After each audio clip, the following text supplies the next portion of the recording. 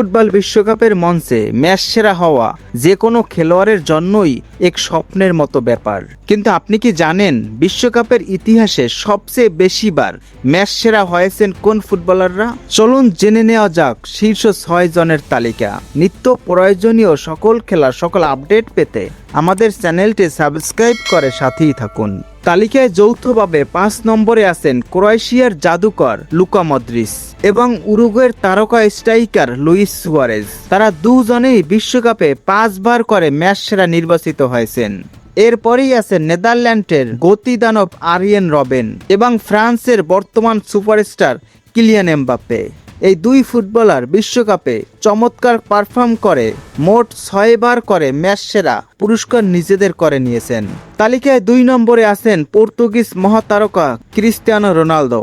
বিশ্বকাপের মঞ্চে CR7 মোট 7 বার ম্যাচ সেরা হয়ে এই তালিকায় নিজের শক্ত অবস্থান ধরে রেখেছেন। আর সবার শীর্ষে কে আছেন তা হয়তো ফুটবল ভক্তদের আর আলাদা করে বলে দিতে হবে না। হ্যাঁ, তিনি ফুটবল ইতিহাসের অন্যতম সেরা জাদুকর লিওনেল মেসি। ফুটবল বিশ্বকাপে সর্বোচ্চ 12 বার ম্যাচ সেরা হয়ে অবিশ্বাস্য রেকর্ড গড়ে সবার উপরে রাজত্ব করেছেন LM10। এই তালিকার মধ্যে আপনার সবচেয়ে প্রিয় ফুটবলারকে কমেন্ট করে আমাদের জানাতে পারেন।